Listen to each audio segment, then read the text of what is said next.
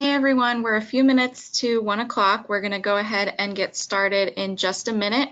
Just a couple of reminders. Please keep yourself muted just to decrease the amount of background noise that we have for the recording. If you have questions or comments, feel free to use the chat box or the question box, and we will periodically pause to address those questions.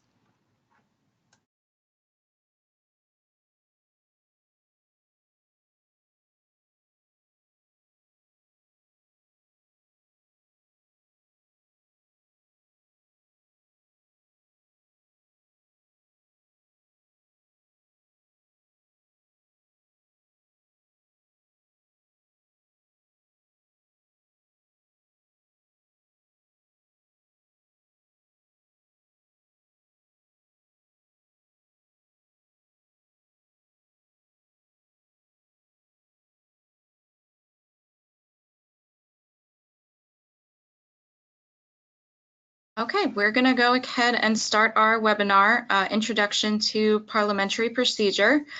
Our required disclosure slide is here. And again, some reminders to keep yourself muted and utilize the chat box and or the question box if you have any comments for us. And at this time, I would like to turn it over to Mary. Good afternoon. Thank you for having me. I appreciate the opportunity to talk about parliamentary procedure at any time. So parliamentary procedure, we use that as you might use traffic signals. No one wants to be stopped by the red light, but then we're very happy when that light is green. So parliamentary procedure is very much like that. It allows the efficient movement of business that occurs in your meetings. When we look at parliamentary procedure, we're looking at an opportunity that the rights of the members are observed, and that we have one thing at a time, and that the debate will be relevant to the question that is being discussed in front of us. And we typically call that a motion. There's a balance. The balance is when we have the pros and cons, those who are in favor of the motion and those who are against the motion. We need to hear a balanced debate. And finally, the principle of courtesy. In this day and time, being courteous is important. That means we don't talk when other people are talking, and when they're talking, we try our best to listen to what is being said.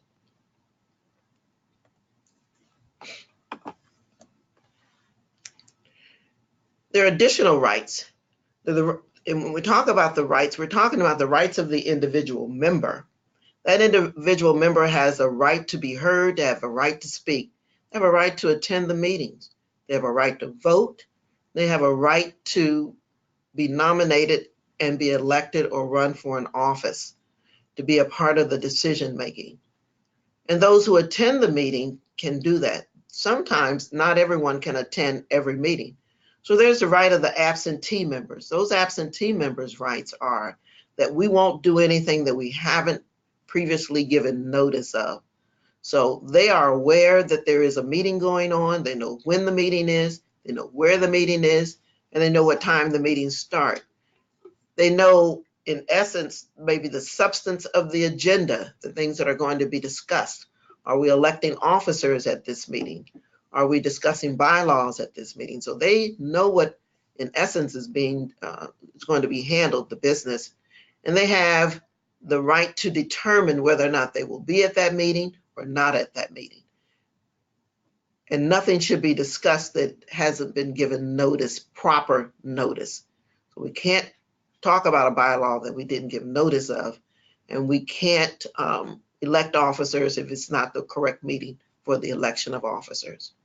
So the rights of the majority, the majority rights they're always taken care of. Anytime you're in the majority, you rule. So the majority rules, but the minority parliamentary procedure takes care of the minorities by allowing them the right to debate. The majority cannot shout down the minority. They have a right to discuss the issue, just as the majority has a right to vote for it.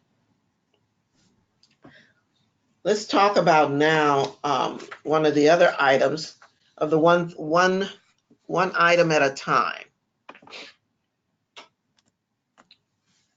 So if we had a motion to give an honorarium to a speaker, can we amend it by adding and increase the salary of the executive director by 5%? This motion to amend by adding is a violation of one thing at a time, because originally the motion was to talk about an honorarium for the speaker.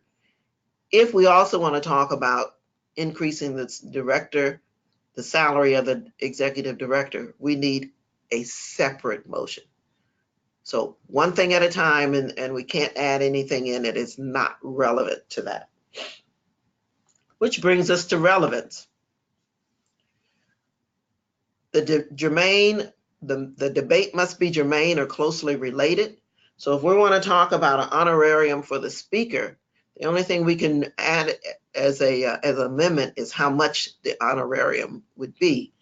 A motion to give an honorarium to a speaker, and that honorarium not exceed $50 is a valid debate. Or that we do not give, if someone may debate to not give an honorarium to the speaker. Those are the things that we would be able to talk about, and not increasing the salary of the executive director. The amendment must be germane, and the amendment cannot bring in a new subject matter.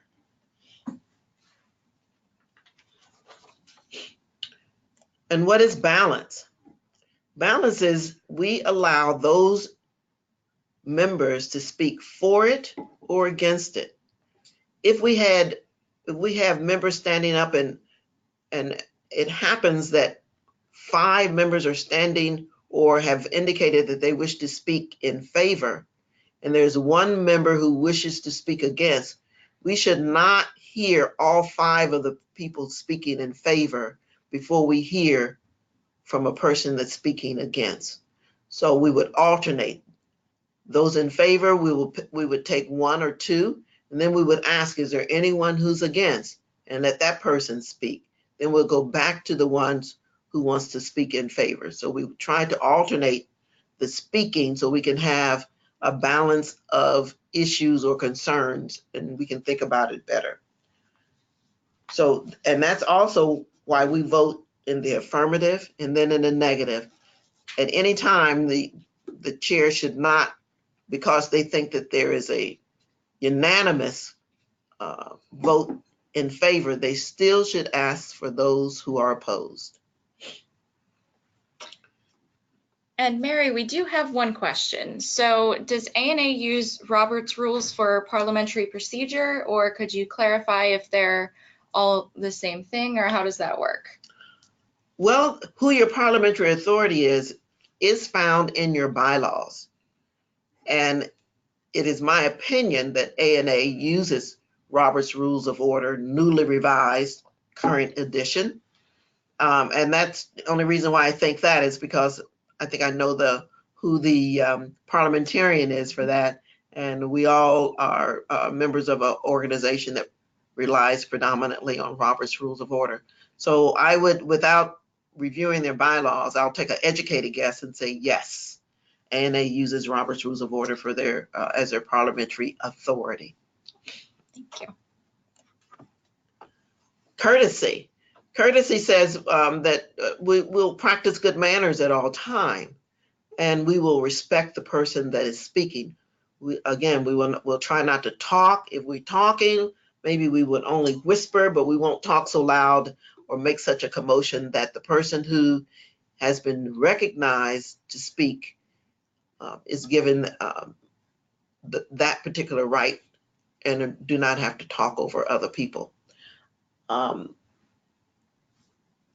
good manners is always good. we do as unto others as we have them to do unto us. When we have a meeting, we want our meeting to start on time. Members have the responsibility to attend the meeting, has the right to attend the meeting, but they also have the responsibility to be there on time. It's kind of disrupting to go in and out of the meeting hall, and sometimes doors slam. So those are disruptions. So we would, request people to be in the meeting, come to the meeting room at least 10 minutes ahead of time so you can find your seat, get settled, and that there's not a mad dash for people at the door that has to be processed in finding seats. And that you bring your bylaws with you, and that we follow all of the rules that are required for that meeting. So start on time and following the rules is the two key things that we do when we're in our meetings. We want to know if we have a quorum, and we find that quorum in the bylaws. The bylaws would tell us how many or what we need to convene the House of Delegates. It may be that there is representation from 5 different districts, and that the minimum number in attendance may be 75. So if we have 180 people in the meeting, delegates in the meeting, but we only have 3 districts represented, we do not have a quorum. We have to have at least 75 or whatever that bylaws indicate in the meeting, and we have to meet the number of districts before we can start with the business. Now, where can we find this out? We'll find it out when we hear the credentials report. And we should hear the credentials report at the beginning of every session. And with that report, we would know how many people are available and how many districts are represented.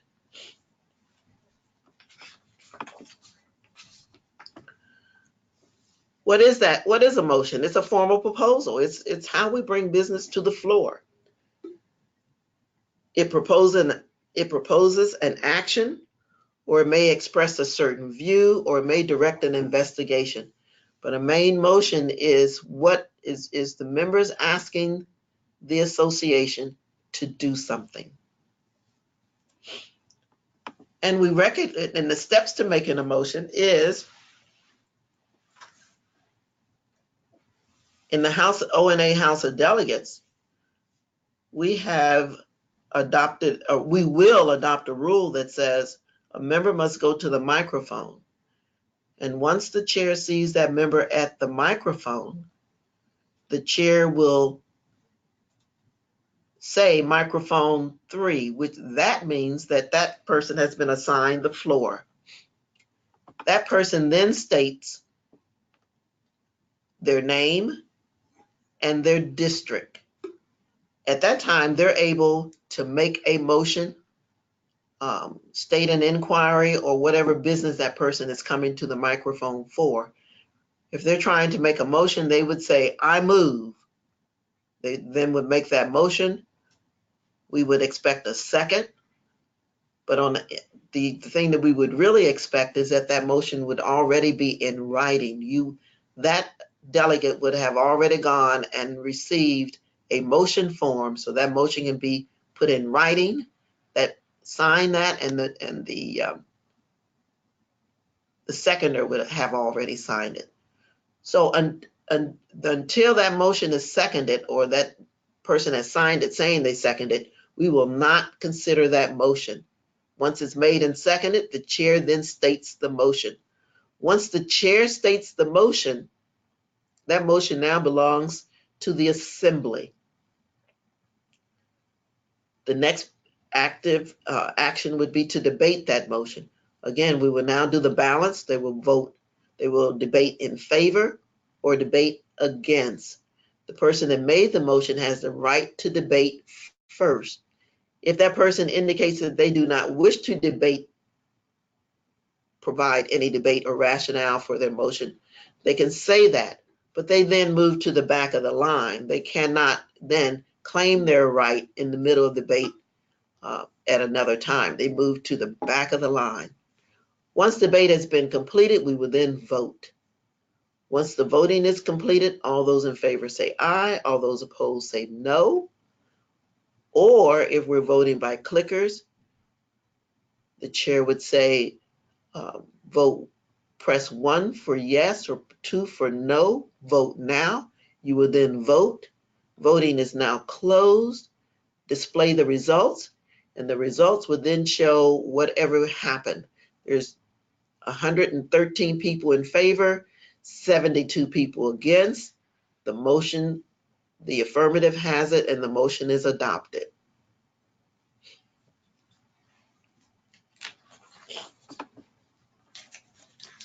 So we talked about it the previous slide, but here it is again. To obtain the floor, the delegate shall go to the microphone and wait for recognition by the chair. And the chair would call on you by your microphone number. Each microphone will be numbered. And that person or delegate would then state their name and their district. Mr. President. Or the chair would automatically say microphone 1, 2, 3, or 4, which means the chair has recognized the member. Jody Sinclair, delegate from Mid-Ohio District. I move that, and we move, and that will be how we will recognize and start the motions. Now, once we have that motion, we will then debate. Debate is equal to discussion, and in that discussion, we must have decorum. So the debate must be germane. Again, you will speak first if it's your motion, but you will never be able to speak against your motion. You can only speak for your motion, and you have the privilege to speak first. You also have, per Robert's Rules of Order, parliamentary procedure, you can speak twice to that motion. Can't speak 3 times without getting permission from the assembly. And you can speak typically from Roberts for 10 minutes. However, ONA will more than likely adopt a rule amendment that says that you can only speak for 3 minutes. So you are allowed the floor up to 3 minutes. After that 3 minutes are up, you must cut your debate short and sit down. So the issue is debated. What we are discussing is debated. The person who made the motion is not debated. Decorum requires that all debate be through the chair. So you don't turn around and say, members, I urge you to vote against this motion, and you're talking directly to members. That personalizes it, and people can get frustrated with, they look like he was talking to me, and I don't know why he was talking to me. So look at the chair and debate through the chair. Use of names should not be used. You can say the previous speaker made this, the previous speakers indicated such and such, but you shouldn't say, use a person's name. Mary Remsen didn't know what she was talking about when she said so and so and so. But you can say the previous speaker may not be aware that we no longer use blah, blah, blah, blah, blah during their debate. And last of all, do not be disruptive. We've come to do the business of the association, and it is not productive to be disruptive. I'm going to pause here and see if we have any questions. And we do. We have one that states, if the motioner changes his or her mind about their motion, can the motioner withdraw their motion? Awesome question. I'm glad you brought that up. If we go back to the steps in making a motion, the first one of the things that the motioner, that the person who makes the motion says, I move to, and then that motion is seconded. If the maker of the motion changes their mind before the chair states the motion, the maker can withdraw the motion without permission of the assembly because it still belongs to the maker. However, if the chair states that motion, she has taken that motion from the maker and the seconder and given it to the assembly. And if anytime she's given it to the assembly and debate can happen or has started, it now belongs to the assembly. The maker of the motion can request, if that maker of that motion is in line appropriately, she can request to come back and say, Madam President, I move to withdraw this motion. And only the maker of the motion can withdraw it, not the seconder or anyone else. Only the maker of the motion can request to withdraw. Once that request is made and seconded, the chair can say, is there any objections to withdrawing the motion? And any member can immediately say, I object. I want this discussed. I want it voted on. I want it cleared up. I don't want to hear it again.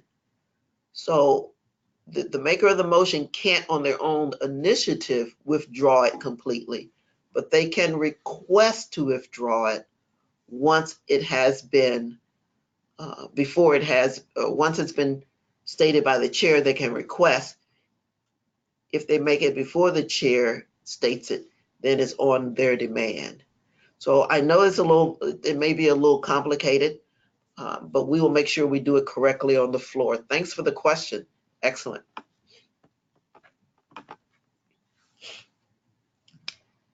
We have a follow-up question to that. Does the seconder have to agree with the withdrawal? In the original, before it is stated by the chair, no, the seconder does not have to agree. If it's before it's stated by the chair, only the maker, it's a privilege of the maker. Hopefully, it doesn't occur beforehand, and after the chair states it, then it must be by permission of the assembly. Thank you. Let's talk about amendments now. Amendments is one of the items that takes up the most in Robert's Rules of Order. It has the most pages assigned to it, and it's the biggest section of the book. You can amend by inserting or adding. Inserting is in the middle of the text, adding is always at the end. You can strike out words.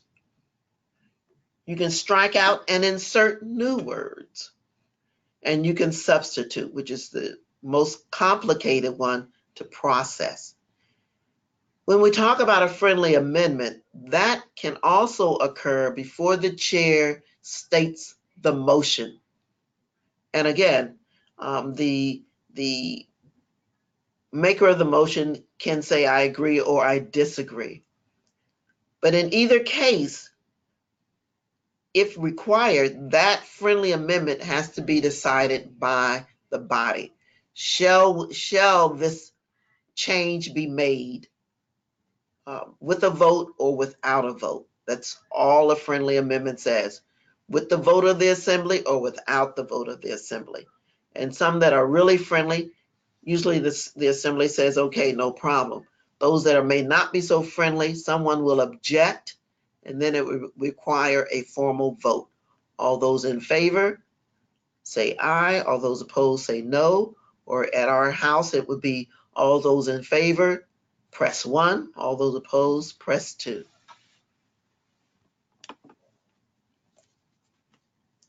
Now we have primary amendments and we have secondary amendments. A primary amendment amends the main motion, and a secondary amendment amends the primary. There are no additional amendments allowed because tertiary amendments are out of order, or amendment to the amendment is out of order. It puts too much stuff on the floor to consider. So those types of amendments are not in order. So let's take a look at it. And I put this motion up and I put in parentheses at the top of it. 20-minute clock starts. And the reason why I put that there is that you will also be possibly adopting a rule that says there's a 20-minute restriction on consideration of motions. So we won't talk about it more than 20 minutes. So now when you make that motion, your 20 minutes will start. I move that we hold a new member orientation on Monday, September the 16th, 2019. After that motion is presented, I'm listening as a chair or the parliamentarian, I'm listening for a second. Once I hear a second, the chair will state, is there any debate? Before the chair states, is there any debate, a member may say, Madam President, I'm requesting a friendly amendment. Friendly amendment, since it hasn't been stated by the chair, to strike out orientation and insert dinner. And if the maker of the motion says, yes, I go with that, the chair would then state, I move that we hold a new member dinner meeting on Monday, September the 16th. If that friendly amendment isn't okayed by the maker, it now needs to be voted on, because that person who wanted to make the friendly amendment would now move, after it's stated by the chair, I move to strike out orientation and insert dinner. And it's now a formal motion that's debated and voted on. We'll move to how that will look as a primary amendment. This is amendment to add. Once that person is recognized by the chair, then make that motion. I move to amend by adding at a cost not to exceed $500. That motion now needs to be second. Hopefully, if it was in writing, we will see that it's already second, and the chair would then state, it is moved and seconded that we amend by adding at a cost not to exceed $500. Is there any debate? And then once again, we will debate that question. We will only debate at a cost not to exceed $500. We will not debate whether in the main motion it should be new members, all members, an orientation meeting or a dinner meeting or a hazing or recognition. We will not discuss anything other than at a cost not to exceed $500.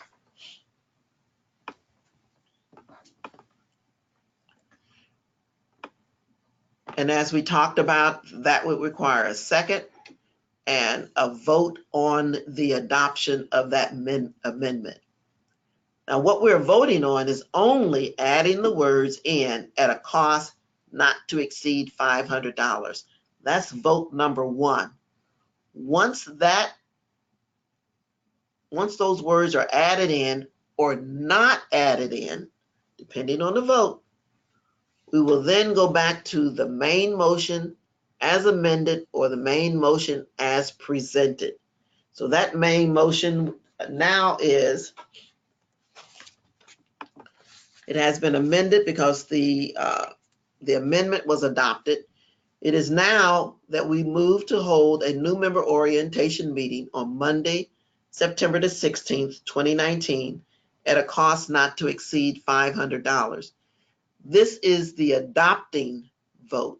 This is the second vote, but we are now adopting it, all of the language. If we don't adopt all of this language, we're now ready to amend all of this language. So now the question is there any further debate? At this time, we can change the date to October, November, January. We can change it whether or not it's new members or strike out new members so that all members can attend, or the type of meeting it would be, an orientation or a dinner or hazing.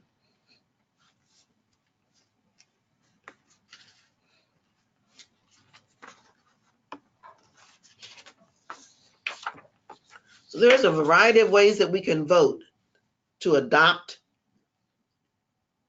a proposal that's in front of us. Most things takes a majority, and a majority means more than half. There may be 113 people in the room, and half of that we would say is 56 and a half, or I think so, 56 and a half. I think that's right. We'll go with that. All right, good, thank you. So what is the majority? 56 and a half? Well, there's no half people, so it has to be 57. Some people say majority plus one. And if we use majority plus one, 56 and a half becomes 57 and a half. Then you're saying we need 58, but the majority would actually be 57. Now, what is a plurality? Usually when you have more than three or more alternatives, you won't get a majority. So a plurality says, well, we'll take the one with the highest number of votes. However, if your bylaw says it must be a majority, you cannot adopt it by plurality. And then there's the 2/3. The reason Roberts has 2/3 is because we're, in most cases, taking away a member's rights. So if you call for the previous question, you're taking away the rights of the member to speak to that motion. And if we're talking about suspending the rules, well, you're taking away the member's rights to abide by something that was already adopted. So anytime you're going back over something, well, it's going to require 2/3 of the people in favor, or 2/3 of the people against for it to fail. Now, the majority of the entire membership, in the delegates assembly, the entire membership is the credentials report. So if we need the entire membership of something, it will be whatever the credentials report indicates. And sometimes that's a little tricky. Some of the motions, such as previous question, requires 2/3 vote or a majority of the entire membership. So if sometimes you can achieve the majority of the entire membership more times than you can 2/3. So 2/3, if you had a group of people voting and you had 58 of the people in favor and 35 of the people against, you don't have 2/3, but you have achieved a majority. So it's up to the members to kind of check that out and see if you can't adopt your motion by one of those two methods. Now, unanimous consent is used by the chair to kind of expedite how the meeting is going to run. So if it appears that there is more people in favor of it and the whole body is in favor of it, instead of taking time to use the clickers or to vote, the chair would ask, is there any objection to adopting the previous question? And all you need is one person to object, and if you do, we would then go through the formal steps of voting. But if no one objects, the chair would then say, there being no objection, the previous question is called, and we will now vote immediately. So listen for the directions coming from the chair, whether or not you're going to have a motion without objection or an adoption of that motion without objection. And that's called unanimous consent.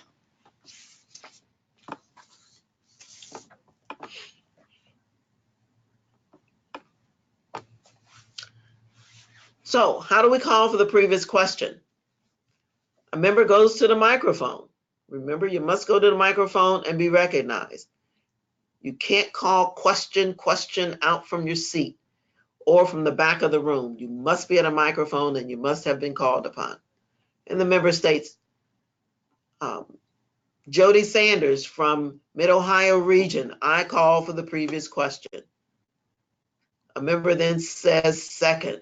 The chair would state the previous question has been called. It takes a 2/3 vote to adopt. The chair can also explain it a little further. If the motion is adopted, we will stop debate, we will stop amendments, and we will vote on all the questions. We will vote all the questions without any further discussion. And if the 2/3 vote is in favor, the chair would then state, we will now vote on the pending questions. Or if it's lost, it says we will continue with discussion of all the pending questions and amendments, pending motions and amendment. A voice vote cannot be taken to ascertain 2/3. However, the chair can say, is there any objection to adopting the previous question? No one objects, we're ready to go, and we'll then move into the voting procedures.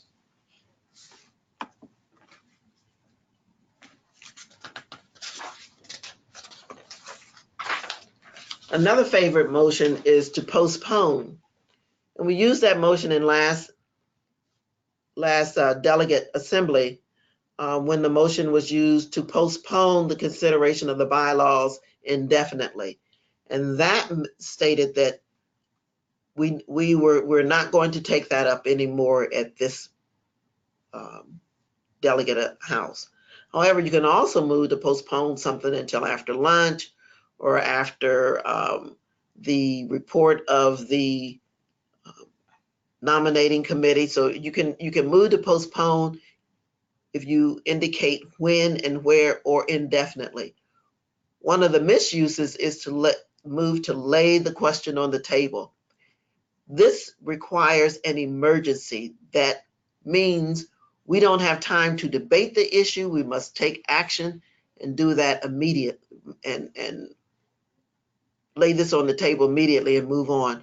And there's nothing so important that takes away the rights of the members to debate it unless there's a fire or someone of importance has come into the room, the mayor of the city, and we don't need to debate that. Let's just hear what the mayor has to say, and then we'll take up our business after the mayor has left. So the chair would ask, what is the emergency? The president of the United States is here to address us, or the president is here to, not the president, the mayor is here to address us. And we know that those people have busy schedules, and so we want to move into hearing them immediately. So hopefully we won't misuse this motion, lay on the table, and we will say postpone indefinitely or a specific time. Request for information. This is an interrupting motion. You can move to the front of the line with a request for information. And there should be signs that the microphone monitors would have that says, this is a request for information, which means you move to the front of the line so we can hear what your question is, because it might assist us in how we will vote. So the chair would ask, what is your question? No second is required. It is not debatable, and the member states their question. What is the cost? What will the cost be if we adopt this amendment? That is a valid request for information. It starts with the question: who, what, when, where, how much, etc. You cannot move to the front of the room with the statement of request for information and you're saying, I don't believe we have enough money for this. That's not a request for information. You are debating. And if you want to debate, you must wait your turn in line. What is the cost, or what will this amendment cost us, is a request for information. Then the chair would then seek to find an answer to that request for information.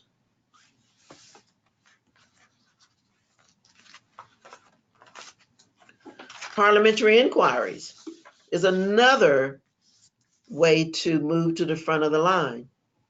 It is another interrupting motion. The chair would state, what is your inquiry? Madam, Mr. Chair, may I make an amendment to this motion? Yes, an amendment to this motion is in order. However, that person cannot make that amendment at that time. They must get out of line and go and find their space in line. Only the parliamentary inquiry interrupts. Once they get their question answered, they have to move to the back of the line. The chair can explain that, that a tertiary amendment, another amendment at this time would be a tertiary amendment, which is not allowed. But once the amendment is disposed of, you may make another amendment. So however the response is, you can go to the front of the line and ask that question. But if you want to make that amendment, you must go and stand and take your appropriate place in line to make that motion. A point of order is a serious motion. It should not be made without serious thought. You can use the request for information, Madam President. I think we adopted a rule that says you can only speak twice, and I think the member that's speaking now is on their third time. That's a request for information or parliamentary inquiry. When you do a point of order, that stops business immediately. It's a demand that some rule has been violated and that it must be fixed immediately.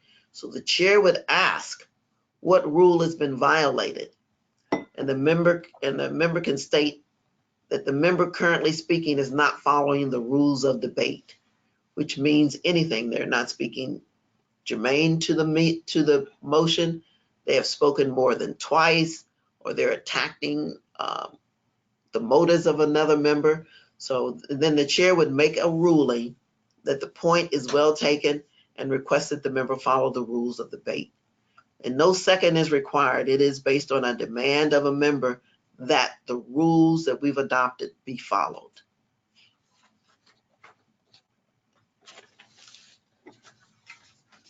Another item that comes up in the meetings is a division. This is when a vote has been taken, but the assembly or a member believes that it hasn't been correctly called by the chair. So the chair has said, all those in favor say aye, all those opposed say no. The ayes have it, and the motion is adopted, and the member can then say division. I don't believe that motion was adopted, so can we have that vote retaken? And it's only done on a voice vote. The chair would then say, all those in favor, please stand and let them be seated. All those opposed, please stand and let them be seated. And then she will see that there are more in favor standing than it was opposed. And so the affirmative have it and the motion is adopted. However, we will be using clickers, and those numbers will be displayed on the screen. There is no division on the clickers. The vote is not retaken because of a division, but it may be retaken if it is determined that the clickers weren't working at the time that the vote was called for. And we will be monitoring that very carefully.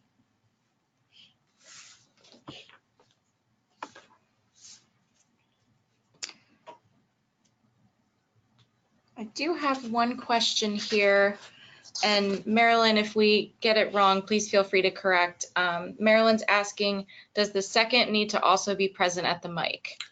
No, the seconder should not be present at the mic. You can call second from your seat. Also, if that motion is done appropriately according to the rules, it will have already been written out on a motion form, and the seconder would have had to sign that motion form. So by the time the chair, by the time the maker of that motion gets to the mic to make that motion, we would have already seen that we have that motion in front of us, and we see that it has been seconded. Sometimes the maker of the motion can say, I have a motion and it has already been seconded, and I've sent the motion form to the chair. So we kind of already know that they've got the motion, it's been written, and the seconder has already signed it. Good question.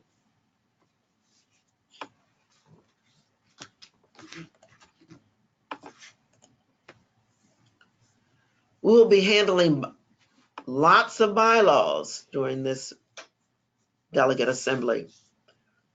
And with all bylaw requirements, with all bylaw amendment, there's a requirement of notice.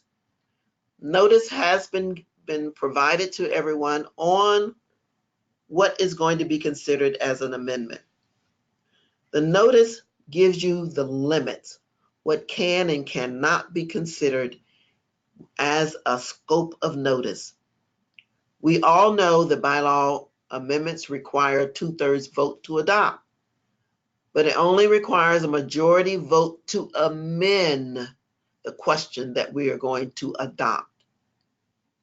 And also with the bylaw amendment, we can use unanimous consent as long as no one is objecting. So there are the requirements of 2/3 vote, notice, scope of notice, and we can use unanimous consent.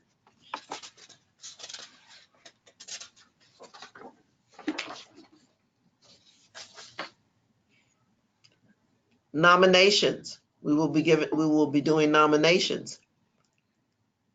When you come to the microphone, you're only permitted to give one name at a time. You can then move to the back of the line and provide another nomination. But you can't name 15, you can't read off 15 names at one time. The only way you can read out 15 names at one time is there is no one else in line at any of the microphones wanting to submit their nomination. If anyone comes up, you must stop, let them nominate who they want to nominate, and then come back to you. So it is an alternating type of situation unless you're the only one in the room that wishes to make nominations. Our rules are going to be that you have a 1-minute speech per nomination. So if you want to give out why you're nominating that person, you have 1 minute to do that, but it is not required. You can just state the names if that's what you want. The other item we talked about all through the session is that the motions must be in writing and it must be signed by the person making the motion and the seconder. And we should have that prior to you coming to the microphone. Hopefully you have thought out your motions and have them ready, and before you come to the microphone, those motions are given to the monitors and so that we can have them projected on the screen and we won't use up a lot of time getting everything ready.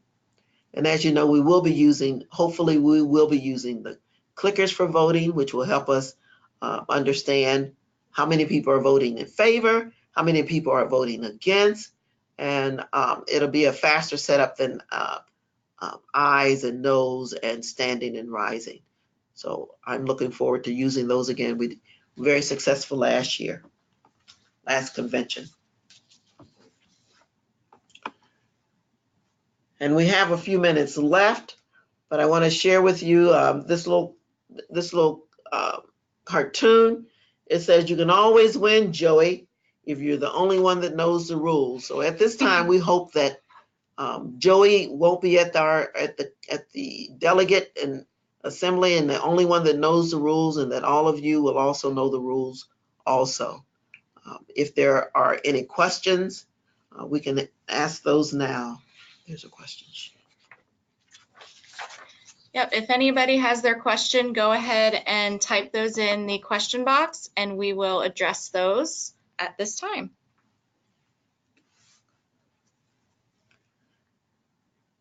So while we're waiting for questions to come up, one of the things that I did not expand too far on because I wasn't sure what our timing would be was on the scope of notice. So when we do a scope of notice, if we want to increase the board of directors from the current number, and I'll just make up a number of 12, we want to increase it to 15. Scope of notice is between the current level, which is 12, and the notice level of 15. We cannot, an amendment cannot be presented to strike out 15 and insert 8 because that's below the current, nor can an amendment be made to strike out 15 and insert 20 because that's beyond the notice. But we can amend it anytime, any place between the 12 and the 15. So 13 and 14 are valid amendments. We do have a question. When bylaws are voted changed, when do they take effect? Great question. The bylaw amendment will take effect immediately unless there is a proviso that was adopted before we adopt the amendment.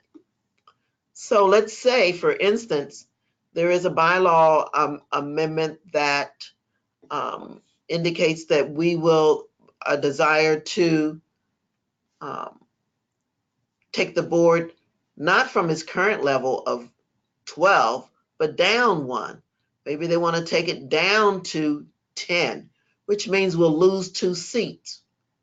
A proviso will say this amendment will not take effect immediately, but will take effect in 2021.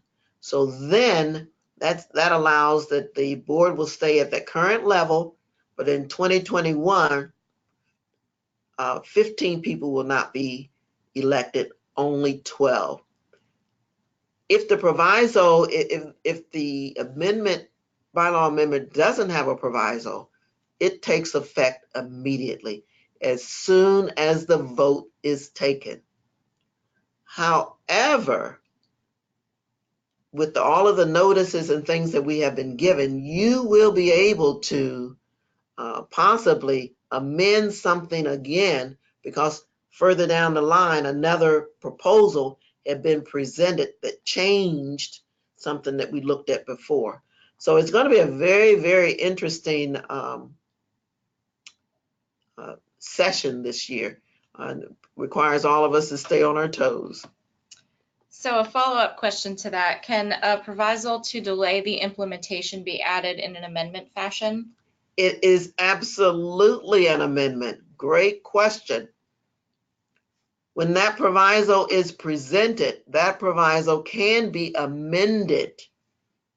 And once we decide how that proviso looks, once it's adopted, we will then consider that bylaw. So you can amend that proviso if the proviso says this will not be implemented until 2021. You can strike out 2021 and make it 2023, or strike out 2021 and make it 2020. So yes, it can be amended before it is adopted. Great question.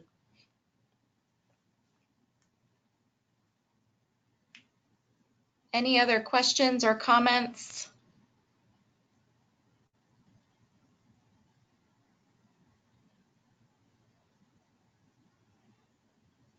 Well, it sounds like we've kind of answered all the questions, and there is no one seeking recognition. Some of the things that we need to make sure we remember, though, is that the previous question requires recognition from a microphone. It requires a vote, and then we will either vote on the issues again, or if it's not passed, we'll go back to voting and debating the issue. If it is passed, we'll move immediately to the vote. Anytime you have an amendment, it takes 2 steps. First, we will adopt the amendment, and then we will consider the motion as amended, and we can either adopt or not adopt that. So those are usually the kinds of things that create questions. And so I just wanted to remind you of those. I'm looking forward to our House of Delegates session next month. All right, well, thank you all for attending, or if you're listening to the recording. Just a reminder, if you're attending live, you'll receive a follow-up email with the link to your evaluation if you want to get your CE certificate. And if you have any questions or comments, feel free to reach out to us at O&A. And thank you so much to Mary for this great webinar. Thank you for having me. I enjoyed it.